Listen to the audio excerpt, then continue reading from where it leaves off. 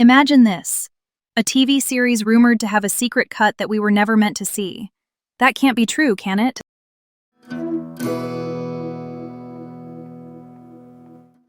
Hi, I'm Allie. And I'm Brianne. I have had exactly 1 coffee and 0 patience for secret cuts today. Rude. I am buzzing because I have receipts. Well, theories. Very well organized theories. She printed colour tabs, you lot. Anyway, welcome to The Veil, Unsolved and Unbelievable. Today we are diving into the Shards and my personal theory that there's a buried shadow cut of the show. Not a fan rumor I read last night. My theory. And I will die on this sparkly Los Angeles hill. So let me get this straight. You think there is a Frankenstein version of the Shards stitched together from different creative eras. Sorry, not sorry, but I can already feel my eye twitching. All right, back to the facts. The Shards is an American teen thriller series created by Ryan Murphy and Bret Easton Ellis, based on Ellis's semi-autobiographical novel. It dropped in August 2026 on FX and FX on Hulu. Glossy, sun-drenched LA on the surface, dark psychological stuff underneath. Very Murphy, very Ellis.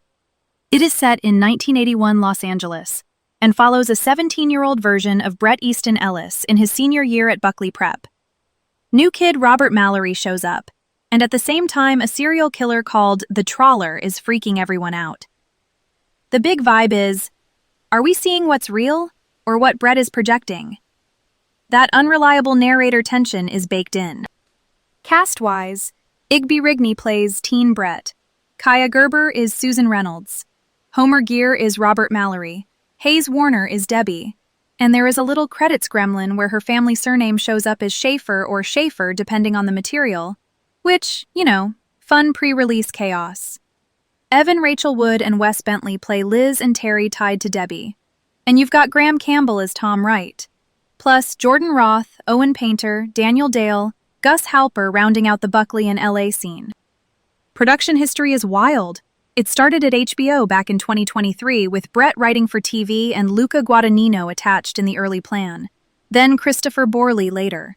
Creative differences. It leaves HBO in 2025. Ryan Murphy swoops in, FX picks it up. Max Winkler directs the FX version. Principal photography runs November 2025 to March 2026. Tight turnaround to that summer premiere. Big executive producer slate. This was a whole machine. The music angle is juicy too. In July 2026, we find out Troye Sivan and his longtime collaborator Leland worked on original music, with Oscar Gores in the mix, and Hayes Warner contributing as well. I love when the on-screen cast bleeds into the sound of a show. It changes the DNA a bit. Reception-wise, critics were split. Rotten Tomatoes around 53% with a 6.4 out of 10 average rating. Metacritic at 57 out of 100.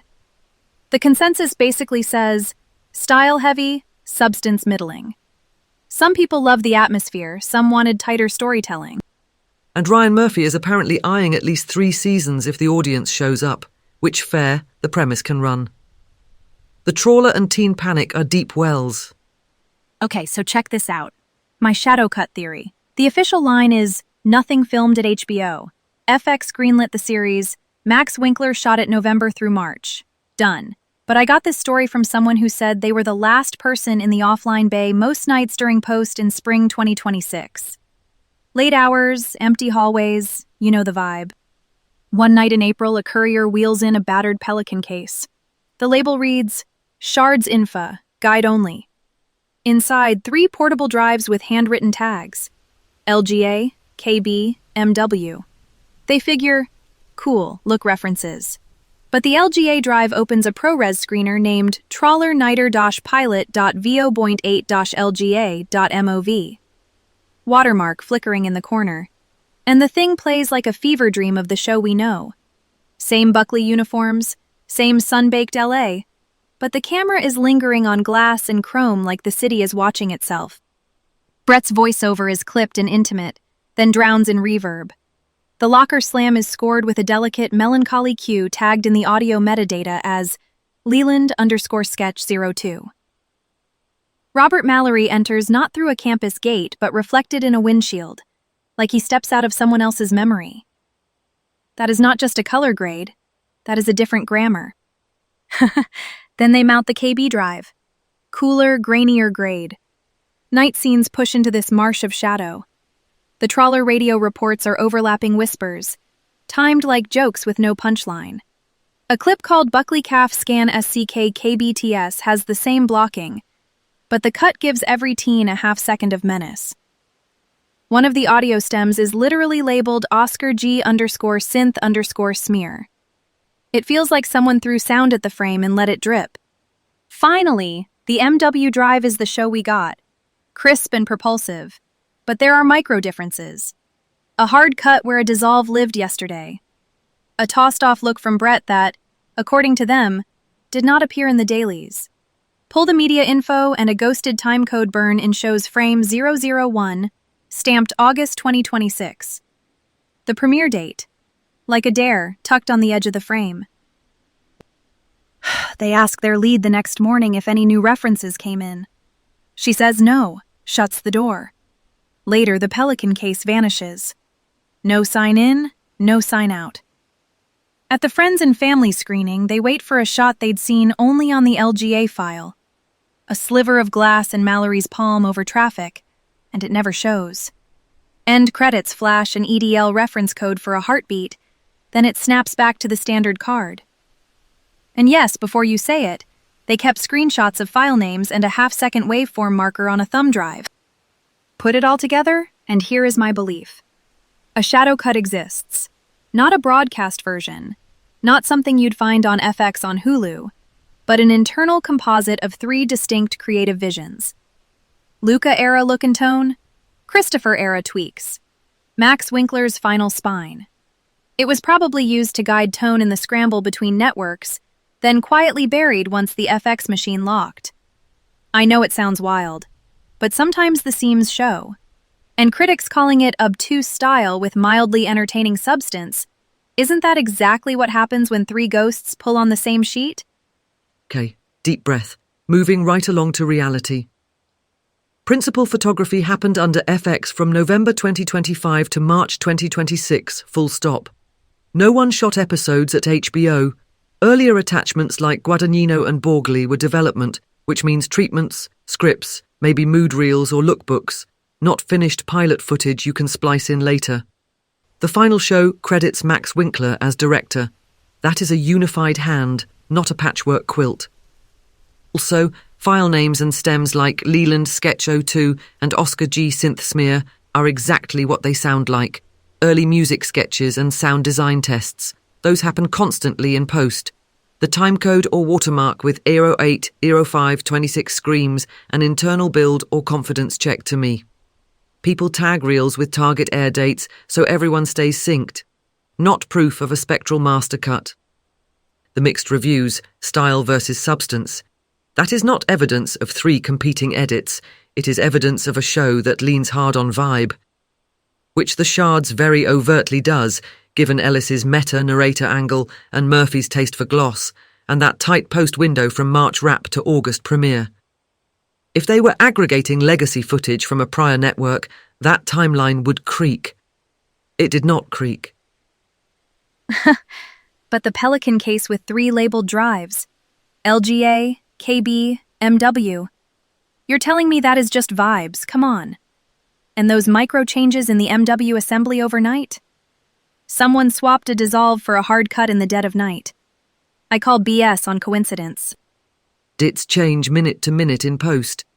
An assistant editor pulls a new shot from the bin. A director notes, try a smash cut. That is Tuesday. The 3 labels read to me like reference buckets. LGA equals Lucas-style deck. KB equals Christopher Pass. MW equals Max Present. Editors absolutely collect reference reels to align tone. That does not mean someone filmed a secret pilot at HBO. But the anonymous source said there was literal picture. Trawler pilot V0.8 LGA.mov. Not a deck, a cut. With blocking that is similar but not the same. And that windshield entrance for Mallory. That is a choice. That is a different thesis statement for who he is. You do not just hallucinate that in an offline bay. You watch a stylized test scene shot during FX's principal photography and graded 3 ways. Same footage. 3 different looks and temp scores. Totally normal. The courier and the vanishing case sounds like standard chain of custody for temp materials. In and out. No paper trail because it is literally reference. Plus, anonymous sources in post houses love to feel haunted. Bless them. Conspiracy alert. You will believe the medical military complex does mind control, but not that a TV show has a buried tone composite. Seriously, though, the show switched networks. 3 different high-profile directors touched the concept. FX needed to align fast. A shadow cut is the perfect North Star. You stitch together what you want the show to feel like using any scraps you have. You screen it internally. You take what works, you hide the rest. I am not saying they did not have internal tone reels. I am saying that is miles from a secret cut made of mystery footage from HBO days. The official production happened under FX with Max Winkler. Everything else is development ephemera.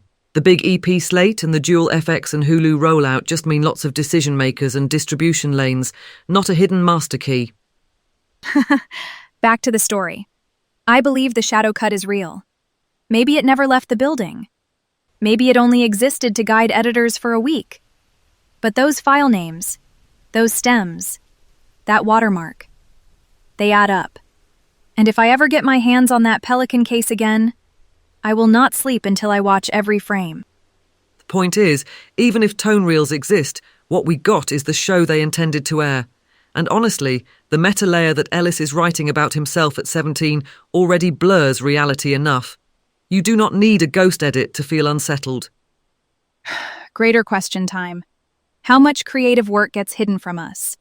All the alt pilots, the test scenes, the scores that never make air? Does that help or hurt the art? I mean, gatekeeping the ghost versions keeps the myth alive, but it also locks away the messy truth. What does it mean for integrity when the public only ever sees the final face while the drafts pile up in the shadows? I do not mind the mystery. I mind when mystery is used to sell me vibes instead of story. If you want to swim deeper into the mood and the mind games, read the novel The Shards by Bret Easton Ellis. It is the source, and it explains so much of what the show is chasing. All right, moving on to actual life. I am making pasta and watching something extremely non-murderous tonight. Maybe a baking show. My nervous system needs a reset. I am going to poke around for more hidden cuts. If a courier shows up with a Pelican case, I promise to text you first. Or second. Okay, third. Thank you for listening. Stay curious, be kind to your editors, and question everything, especially the vibes. We love you. This was The Veil. Until next time.